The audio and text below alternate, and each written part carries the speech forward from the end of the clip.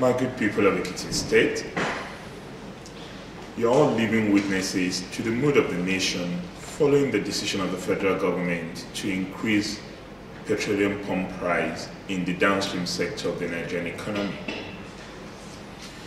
In what it considered to be in the best interest of the generality of Nigerians, the federal government had announced the formal removal of fuel subsidies on 1st of January 2012.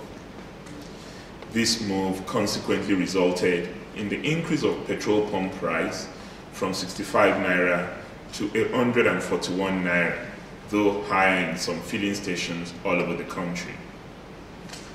This development was received with mixed reactions by the people across the country.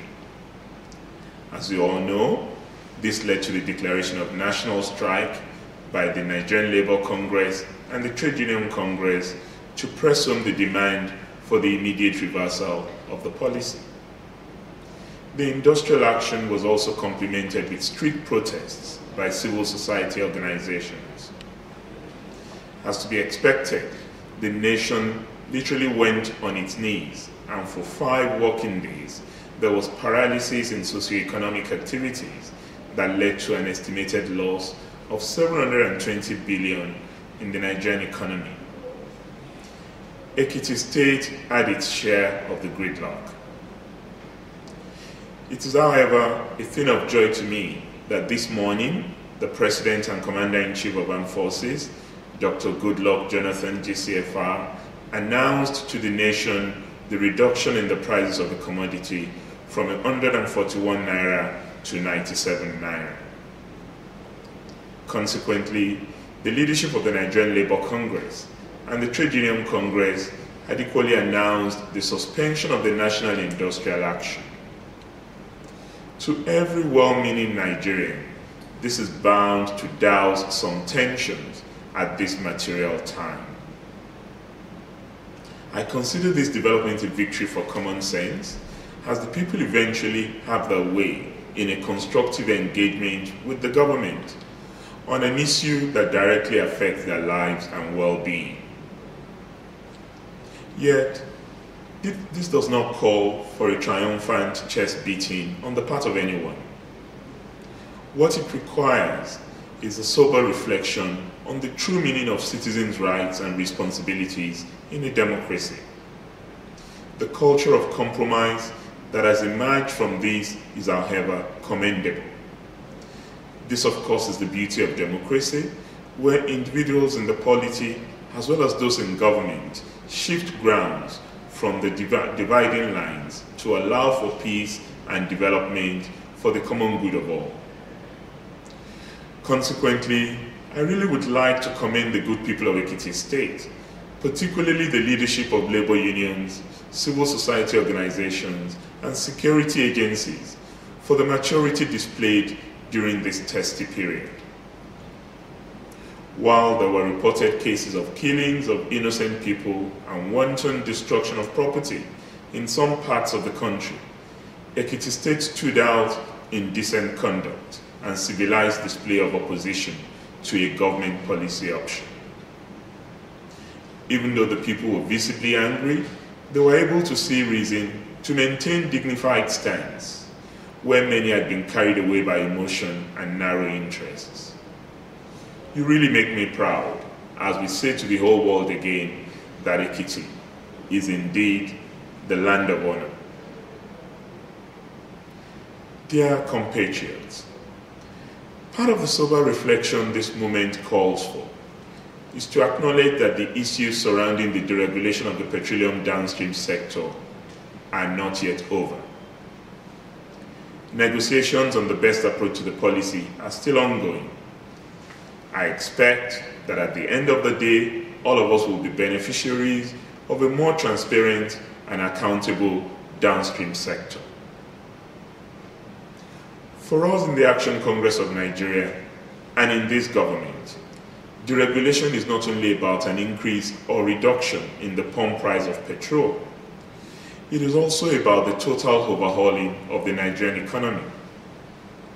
This will entail the unbundling of the Nigerian National Petroleum Corporation (NNPC) the passage of the Petroleum Industry Bill into law, ensuring transparency in the sector, as well as tackling the monster of corruption in the short term, and fiscal federalism, as well as devolution of powers in the medium to long term. I am glad that Mr. President also acknowledged some of these points in his broadcast this morning.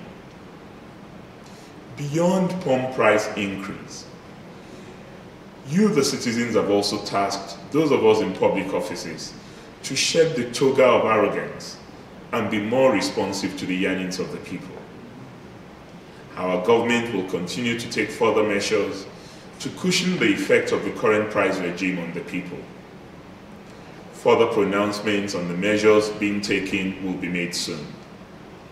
Equally, we shall be taking additional steps to reduce the cost of governance in the 2012 budget in the state before passage by the legislature. I am, however, worried about certain developments, especially the drafting this morning of armed soldiers like an army of occupation in Lagos, Oyo, Ogun, in the southwestern parts of the country, and also in some parts of the northwest geopolitical zone. If it was a preemptive security measure, it sends a very wrong signal to an already tense population. We have not seen any reason to warrant this development. As a specialist in civil-military relations myself, I know the dangers inherent in drafting soldiers into issues that are purely within the purview of the police and other law enforcement agencies. It does not only undermine democratic control of the military, but also promotes dangerous role expansion, which will not augur well for the military in a civilian setting. The people of the Southwest are particularly agitated by these developments. We hope Mr. President will use his position as the Commander-in-Chief to correct this apparent militarization in the affected states, where there has been no significant threat to civil authority. There are several lessons to be learned in light of these developments. These border on matters of trust, credibility, responsive leadership, and the restructuring of the Nigerian state along further devolution of powers to its constituent parts.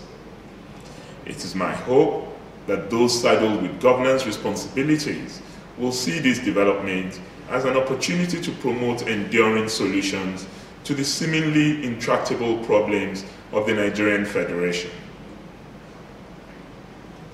Now that the national strike has been called off, I urge you, good people of Ekiti State, to return to your legitimate businesses without any fear of molestation. I have this morning directed the Petroleum Task Force in the state to monitor the filling stations and ensure that petroleum products are available, prevent profiteering, as well as any shortchanging of citizens in Ekiti State. I would also like to assure all ethnic and religious groups in the state to continue to live in harmony, and I am confident that our security agencies in the state will continue to be alive to their responsibilities. Once again, let me commend the labor unions, civil society organizations, Iyalojas, Iyalajes, transport unions, artisans, Okada riders, and students for this matured conduct in the last 1 week. In a democracy, those of us elected into offices must listen to the yearnings of the people, because democracy ought to be a marketplace of contending ideas where superior arguments rather than might carries the day. Thank you. God bless you all. Thank you very much.